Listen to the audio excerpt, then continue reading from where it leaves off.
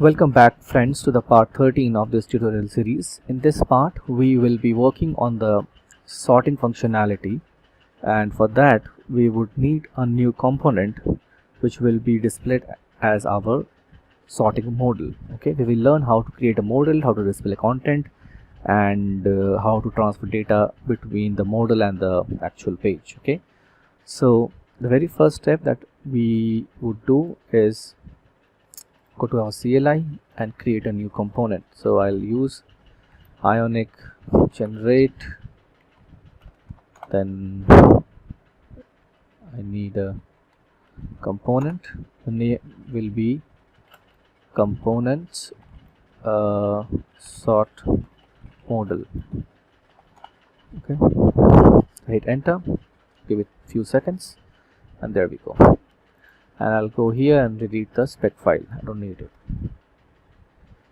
Okay, so modals are, if you go back to the documentation, official documentation, modals are the pop-ups that come up. So if you click here, so this is a modal. Okay, close like this. So I will use this to display our sorting modal or sorting functionality. So I'm going to close all these as of now. Okay, so let's first work on the sort modal.html because this is a blank template, and let me show you how you can inject the modal controller in tab 1 page.ts. So I'll go here in tab 1 page and just below the tools controller I'll inject modal controller. Okay, to programmatically display and dismiss the modal. And on the tab 1.html we have this sort button somewhere here, funnel, yeah, this is a sorting button. So I'll bind a click listener here, a click event,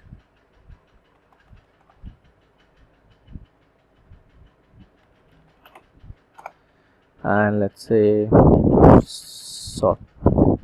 Okay, so what I will do, I'll simply go to this modal controller and create a new modal here. Okay, and the component will be my sort modal component. Okay, like that. And what else you need animated, yes,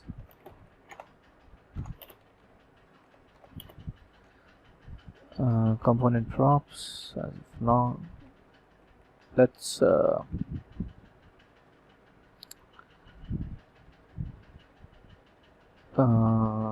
as of now let's do this, and in the then call we'll use el.present. Okay,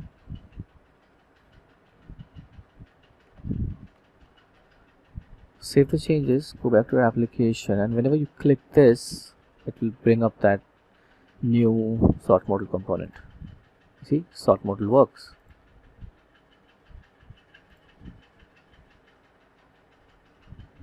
We don't have any way to dismiss this. Okay, so I'm gonna refresh it, and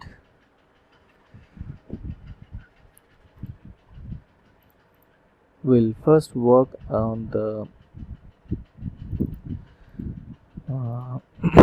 HTML file, the sort modal.html file. So let's do that quickly. Let's decorate it. I'm gonna remove all of this. I'll put an header, and below this I'll put an content. Okay. In the header I'll use toolbar, and toolbar, and iron buttons, slot end to put it on the right hand side, and I'll use iron button and bind it to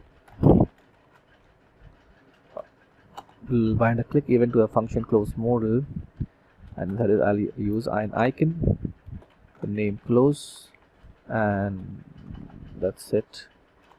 So in this function here,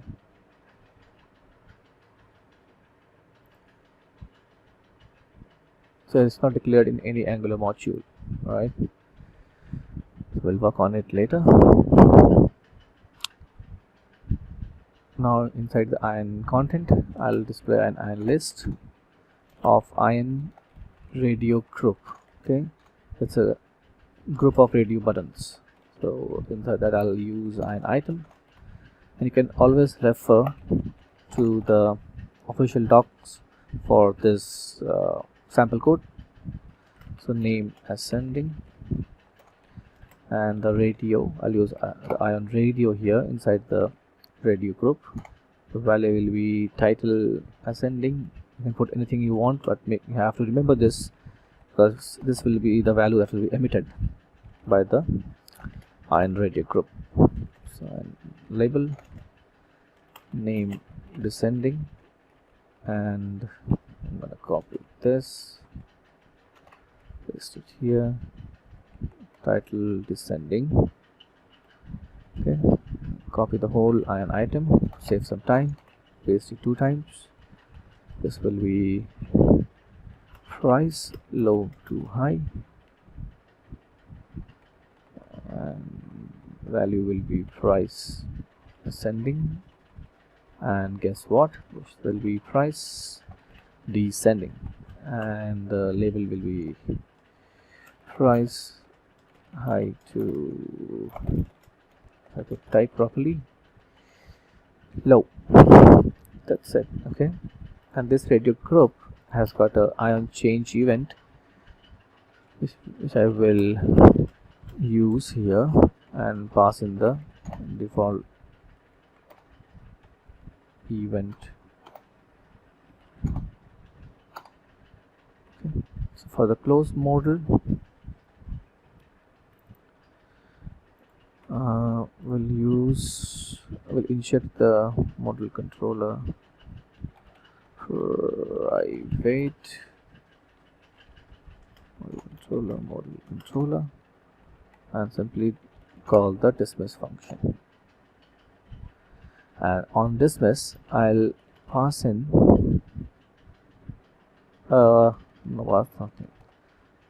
dismiss pass null data, and the role is cancel. Okay, so you can pass some data when the model is dismissed. Okay, in the radio change event also I'll dismiss the model, but this time I will not pass null. I'll pass the event.target.value as the data, and role will be sort. You can name anything you want.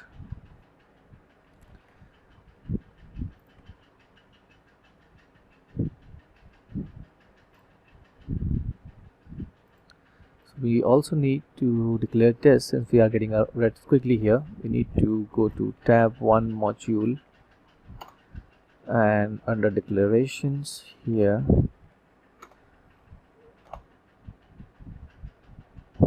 let's declare sort model component. Okay, let's save this. And so this is the model sending data back to the component, that is this component. Okay, so we have this sort function here. This will have some data of type role and some data which will be a string as well. Okay,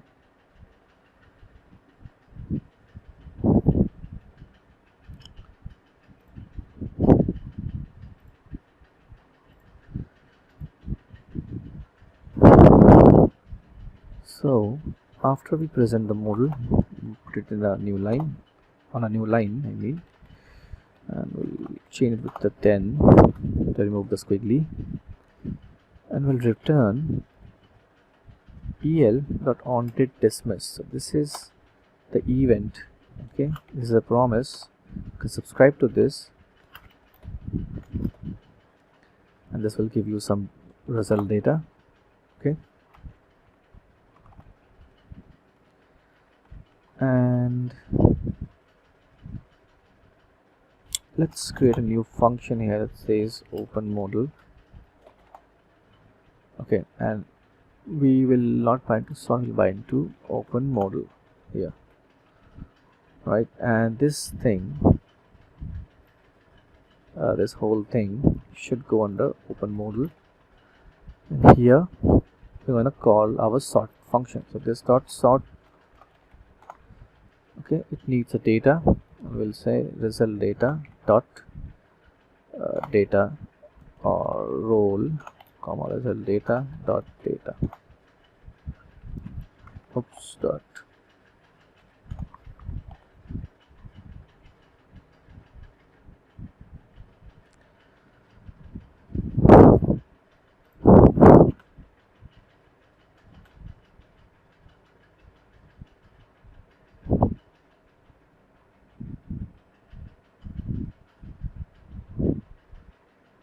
So should be any.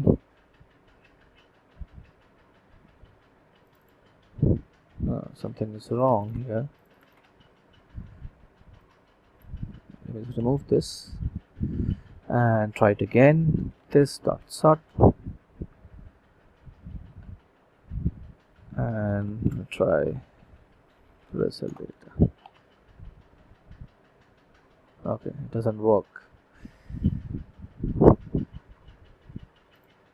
What does it say? It says outcome of type data any role in place.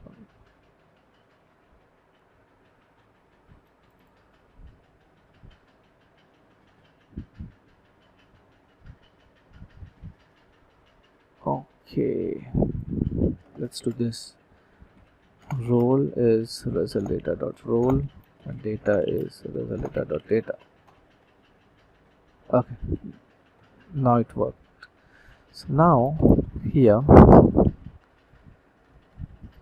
you see, if it says if role is equals to cancel, return, do nothing. Okay, and this will be data dot row. Let's simply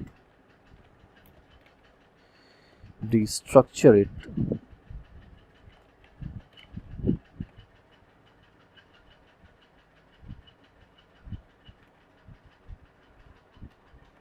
Result data. Okay, so now I can simply use role. I think it was role, right? Yeah, role was set to cancel here. So if the role is cancelled, do nothing. Else if role is equals to sort, then do something. Then we'll have to check for each type of data. Okay, check the type of sorting asked by the customer. So if data equals to title sending, these are the values which we have set here in our HTML, another value parameter or value attribute. I keep calling those as parameters. Okay, so we know that we have a displayed list array defined here that is being used to display our products. Okay, so we are not sending any new request to our backend. We will manipulate this to sort the data. So for each and every array there is a inbuilt sort method in JavaScript, and this can also take an arrow function, okay, for comparison, and with 2 parameters.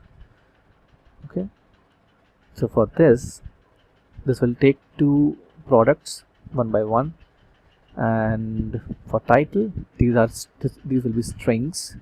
So I'll put them in 2 variables, a dot name, and based on the name I will compare. So I'll change both of them to lowercase characters. And now if x is less than y, y return -1, and if x is greater than y, return 1. This is my sorting logic here for the ascending. If nothing is true, return 0. Okay, now else if data equals to title descending, we have similar thing here. Copy it, paste it here, and just change the symbols here. Okay, that's it. Next we have says if data is equals to price ascending. So we have a price that is in integer or a number format, if you remember. So again we'll use display.sort. We'll use a function here, and we'll put into parameters, and we'll simply return e.price minus p.price. So return whichever is greater. Simply upload this. Okay, and this is for low to high, and guess what, for high to low is the other way around. It's p.price minus p.price, and this is for high to low. Okay, so that's it. So this is our whole logic, whole sorting logic without calling our backend. And if I can also switch this with I believe switch cases also. Okay, but I will keep it here. I'll keep it with else, if else. Okay, if you want, you can create a switch statement here and put these for these as the case comparison. Okay, so switch the data and check for these string values in the cases. Okay, so let's see this in action. So if you go back here, this gets refreshed. I'll get my products, list of products. It starts with W. Click on sort. So there we have name ascending. So let's click on name ascending. I see it is now shown from A to B, A to Z. Go back to name descending. We have starting from with W, and if we sort with price, low to high, there we go. Price high to low.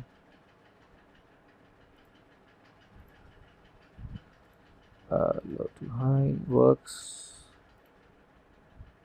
High to low is not functioning. Oops, should be price descending. My bad. Save the changes, go back, and they should work. So make sure you don't commit these kind of silly mistakes. Click now.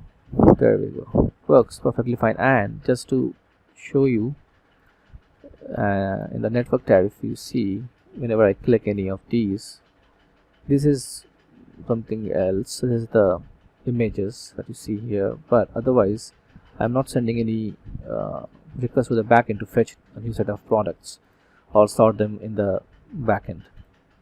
High to low, whatever you do, it stays here, and this is super fast. Okay, one thing that this model is a full screen model. I don't like it that way.